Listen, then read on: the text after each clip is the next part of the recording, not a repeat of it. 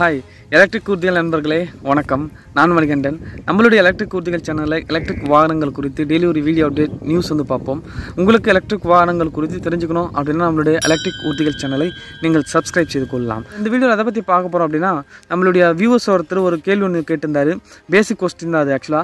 என்ன அப்படினா எலக்ட்ரிக் வாகனங்கள்ல வந்து எந்தெந்த பாகங்கள் வந்து மிகவும் முக்கியமான பாகங்கள் அப்புறம் எலக்ட்ரிக் வாகனங்களுடைய நன்மைகள் தீமைகள் என்ன அப்படின்றத கேட்டிருந்தாரு. இப்போ அவருடைய டவுட்டை கிளாரிஃபை பண்றதுக்கு எனக்கு தெரிஞ்ச சில டீடைல்ஸ் வந்து அவருக்காக நான் ஷேர் பண்றேன் இந்த வீடியோல.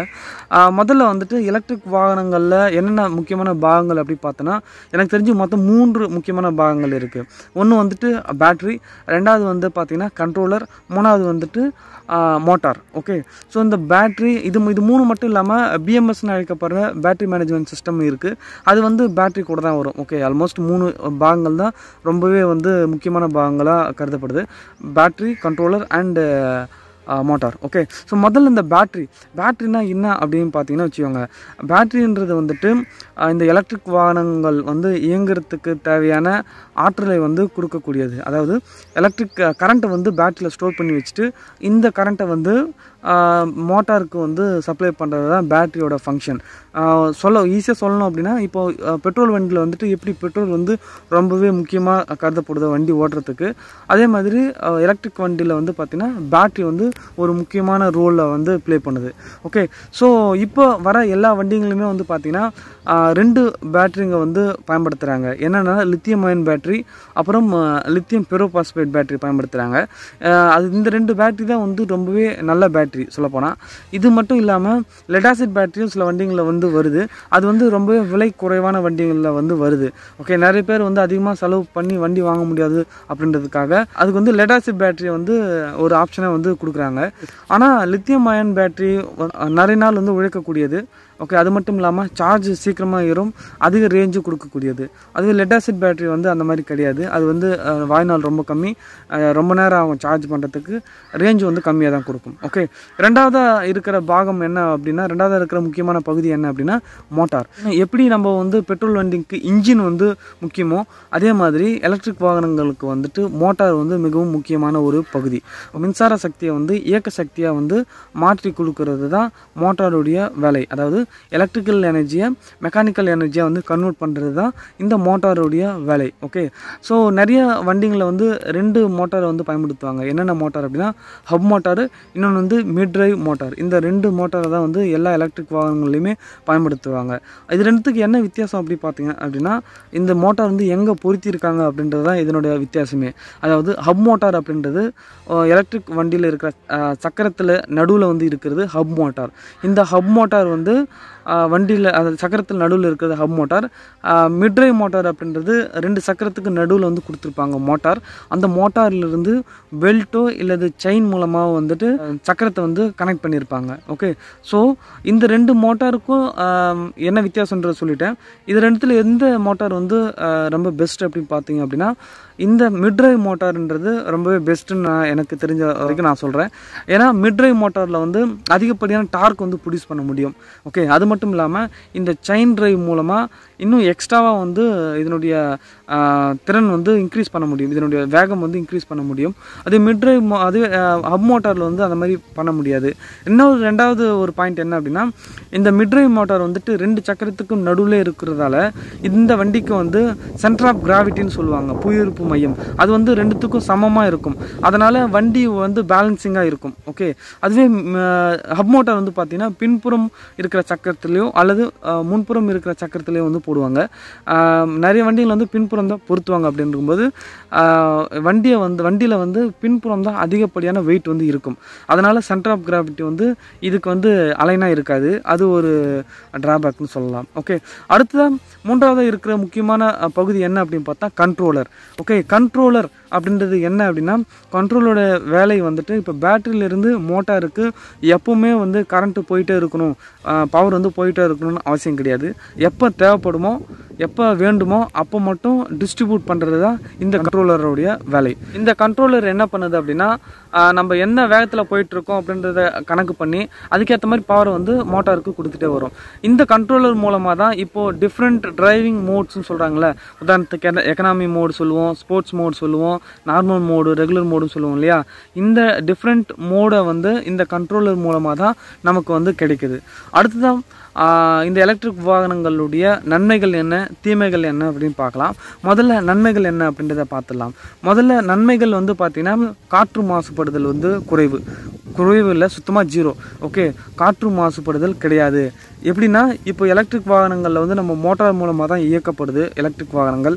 அப்படி இருக்கும்போது இந்த எலக்ட்ரிக் வாகனங்கள் மூலமாக எந்த ஒரு புகையும் வந்து வெளியே வராது. அப்படின்றதால காற்று மாசுபடுதல் முற்றிலுமாக வந்து குறைக்கப்படும். ரெண்டாவது வந்து பார்த்தீங்கன்னா மெயின்டெனன்ஸ் வந்து கிடையாது எலக்ட்ரிக் வாகனங்களுக்கு.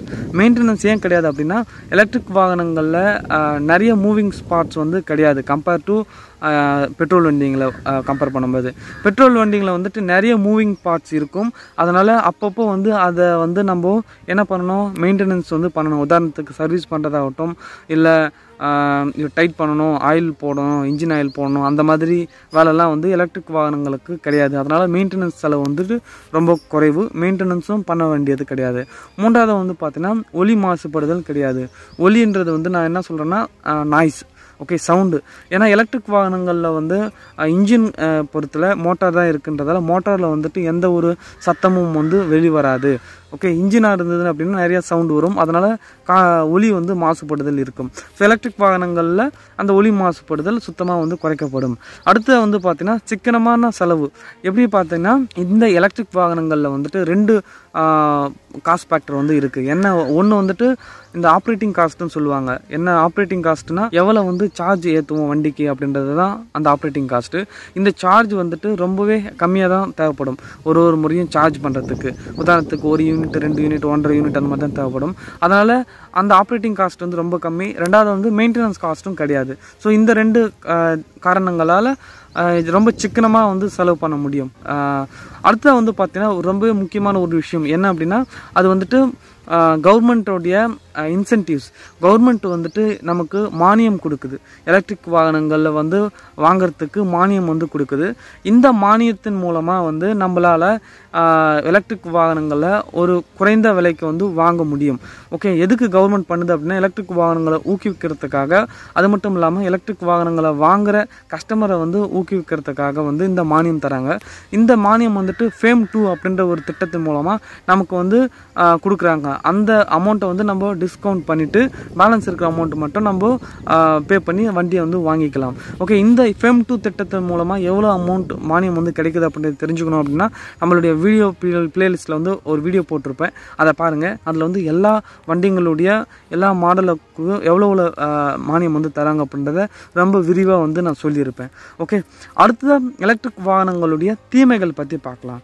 ஓகே, எலக்ட்ரிக் வாகனங்களுடைய தீமைகள் அப்படி பார்த்தோம் அப்படின்னா சில வந்து டிஸ்அட்வான்டேஜஸ் இருக்குது. ஓகே, அது ஆனால் தற்காலிகமானது தான், அது வந்து நிரந்தரமானது கிடையாது அப்படின்றத தெரிஞ்சுக்குவாங்க. முதல்ல வந்து என்னது அப்படின்னு பார்த்தோன்னா அதிகப்படியான முதலீடு போகிற மாதிரி வரும். இனிஷியலில் வந்து நீங்கள் வாங்குறீங்க அப்படின்னா வண்டி வாங்கும்பொழுது அதனுடைய விலை வந்து கொஞ்சம் அதிகமாக இருக்கிற மாதிரி இருக்கும். காரணம் இதில் வந்து லித்தியம் அயன் பேட்டரி வந்து பயன்படுத்துறதால லித்தியம் அயன் பேட்டரியுடைய விலை வந்து அதிகம் அப்படின்றதால எலக்ட்ரிக் வாகனங்களுடைய விலை வந்து அதிகமாக இருக்கும். அதனால் நீங்கள் ஒன் டைம் வந்து இன்வெஸ்ட்மெண்ட் பண்ணுற மாதிரி வரும் அதிகப்படியானது. ரெண்டாவது வந்து பார்த்தீங்கன்னா ரேஞ்ச், குறைவான ரேஞ்ச். ஸோ இப்போ எலக்ட்ரிக் வாகனங்களுடைய ரேஞ்ச் வந்து பார்த்திங்க அப்படின்னா இப்போ கரண்ட்டாக 100லேருந்து 150 ரேஞ்சில் தான் வந்து கொடுக்குறாங்க எலக்ட்ரிக் வாகனங்கள். இப்போ வரக்கூடிய வண்டிங்களான சிம்பிள் மார்க் 2 உடைய ரேஞ்ச் வந்து 260 அப்படின்னு சொல்லிட்டு வராங்க. அது வந்து லான்ச் பண்ண பிறகு நமக்கு தெரிய வரும். அதுவே இப்போ பெட்ரோல் வண்டிங்களாம் எடுத்துக்கிட்டிங்க அப்படின்னா அதில் வந்து ஒரு முறை டேங்க் ஃபுல் பண்ணிட்டோம் அப்படின்னா 300 கிலோமீட்டர் 400 கிலோமீட்டர் வரைக்குமே நம்மளால் வண்டி ஓட்டிட்டு போக முடியும். ஆனால் எலக்ட்ரிக் வாகனங்கள் குறித்து பார்த்தோம் அப்படின்னா 100, 150, இப்போ 250 அந்த மாதிரி தான் இருக்குது. அதனால் குறைவான ரேஞ்ச் கொடுக்குற மாதிரி தான் இந்த எலக்ட்ரிக் வாகனங்கள் இருக்குது. அது ஒரு டிஸ்அட்வான்டேஜஸ். அடுத்ததாக வந்து பார்த்தீங்கன்னா இதனுடைய பர்ஃபார்மன்ஸ். ஓகே, இதனுடைய பர்ஃபார்மன்ஸ் வந்து ரொம்பவே குறைவு. எலக்ட்ரிக் வாகனங்களுடைய பர்ஃபார்மன்ஸ் வந்துட்டு இப்போ ரெகுலர் பெட்ரோல் வண்டிங்களுடைய பர்ஃபார்மன்ஸ் கம்பேர் பண்ணும்போது குறைவாக தான் இருக்கும். உதாரணத்துக்கு இப்போ மலைப்பாங்கான இடங்களில் வந்து ஏறும் பொழுது பெட்ரோல் வண்டிகள்லாம் ரொம்ப வேகமாக ஏறக்கூடிய அளவுக்கு இருக்கும். அதுவே எலக்ட்ரிக் வாகனங்கள் வந்துட்டு ஒரு சில வாகனங்கள் தான் அந்த மாதிரி இருக்குது. மற்றபடி நிறைய வாகனங்களுடைய பர்ஃபார்மன்ஸ் வந்து கம்மியாக தான் இருக்குது அப்படின்றத நம்ம ஒத்துக்கிட்டு தான் ஆகணும். அடுத்தது வந்து பார்த்தீங்கன்னா சார்ஜிங் இன்ஃப்ராஸ்ட்ரக்சர், அதாவது சார்ஜ் போடுற இடம் வந்து ரொம்பவே கம்மி. சார்ஜிங் பாயிண்ட் வந்து பார்த்தீங்கன்னா ரொம்பவே கம்மி. இப்போ பெட்ரோல் வண்டிங்க எடுத்துக்கிட்டிங்க அப்படின்னா குறைந்தது ஒரு 5 கிலோமீட்டர் சர்க்கிள்லேயே வந்து ஒரு பெட்ரோல் ஸ்டேஷன் வந்து நம்மளால் பார்க்க முடியும், பெட்ரோல் பங்க் வந்து பார்க்க முடியும். அதுவே எலக்ட்ரிக் வாகனங்களுடைய சார்ஜிங் ஏரியா வந்து இப்போதைக்கு ரொம்ப கம்மியாக தான் இருக்குது. ஆனால் வரும் காலங்களில் வந்துட்டு அது வந்து ரொம்பவே இன்க்ரீஸ் ஆகும் அப்படின்றத நம்ம நம்புவோம். அடுத்து வந்து பார்த்திங்கன்னா சார்ஜிங் நேரம் வந்து அதிகம். எதுக்கு? எலக்ட்ரிக் வாகனங்களுடையது. பெட்ரோல் வண்டிகள் வந்து ஒரு முறை போய் டேங்க் ஃபில் பண்ணுறதுக்கு ஒரு 5 நிமிஷத்துலேயே வந்து ஃபுல்லாக டேங்க் ஃபில் பண்ணிவிட்டு வெளியே வந்துடலாம். ஆனால் எலக்ட்ரிக் வாகனங்களை சார்ஜ் பண்ணுறதுக்கு வந்து பார்த்திங்கன்னா கிட்டத்தட்ட 1 மணி நேரம், 1.5 மணி நேரம், 2 மணி நேரம் கூட ஆகுது. ஃபாஸ்ட் சார்ஜிங் மூலமாக பார்த்தாலும் கூட 30 நிமிஷம், 45 நிமிஷம் ஆகுது. அது வந்து ரொம்பவே இது ஒரு டிஸ்அட்வான்டேஜாக பார்க்கப்படுது. ஆனால் நிறைய ரிசர்ச் போயிட்டுருக்கு. இன்னமும் எலக்ட்ரிக் வாகனங்களுடைய சார்ஜிங் வந்து அல்ட்ரா ஸ்பீடில் வந்துட்டு சார்ஜ் பண்ணுற மாதிரி ஆராய்ச்சி நடந்துட்டு தான் இருக்குது. இன் ஃபியூச்சரில் வந்துட்டு இந்த சார்ஜிங் நேரத்தையும் ரொம்ப குறைப்பாங்க அப்படின்றத நம்ம நம்பலாம். அடுத்து வந்து பார்த்தீங்கன்னா நமக்கு வந்து லிமிட்டேஷன்ஸ் இருக்குது. அதாவது நமக்கு வந்து ஆப்ஷன்ஸ் வந்து ரொம்பவே கம்மியாக இருக்குது. எப்படி சொல்கிறேன் அப்படின்னா, இப்போ எலக்ட்ரிக் வண்டிகள் எடுத்துக்கிட்டிங்க அப்படின்னா ஒரு சில கம்பெனியில் தான் வந்து ஹை ஸ்பீட் வண்டி தராங்க. நிறைய கம்பெனிங்களை வந்துட்டு லோ ஸ்பீட் வண்டி தான் கொடுத்துட்டு வராங்க. அப்படி இருக்கும்போது நமக்கு வந்து இந்த சில கம்பெனிகளுடைய வண்டிகளை தான் போய் வாங்குற மாதிரி நமக்கு வந்து ஆப்ஷன்ஸ் இருக்குது. அதுவே பெட்ரோல் வண்டிங்க எடுத்துக்கிட்டிங்க அப்படின்னா நிறைய வண்டிங்க வந்து ஹை ஸ்பீடில் கொடுக்குறாங்க, ஸ்போர்ட்ஸ் பைக்காக கொடுக்குறாங்க. ஓகே, ஸோ அந்த மாதிரி நமக்கு ஆப்ஷன்ஸ் வந்து எலக்ட்ரிக் வாகனங்களில் கம்மியாக இருக்குது. இது எல்லாமே வந்து இந்த எல்லா டிஸ்அட்வான்டேஜஸுமே வந்து பார்த்திங்கன்னா தற்காலிகமானது தான். இன்னும் வரும் காலங்களில் வந்து இது எல்லாமே வந்து இம்ப்ரூவ் ஆகும் அப்படின்றத நம்ம நம்பலாம். ஓகே, ஸோ இப்போ நான் சொன்ன அட்வான்டேஜஸ் டிஸ்அட்வான்டேஜஸ் அப்படின்னா எனக்கு தெரிஞ்சதை நான் சொன்னேன். இதில் ஏதாவது மிஸ்டேக் இருந்தாலோ அல்லது நான் எதாவது விட்டுட்டு இருந்தாலோ உங்களுக்கு தெரிஞ்சிருந்தது அப்படின்னா நீங்கள் கமெண்டில் சொல்லுங்கள், நம்ம அதை வந்து கரெக்ட் பண்ணிக்கலாம்.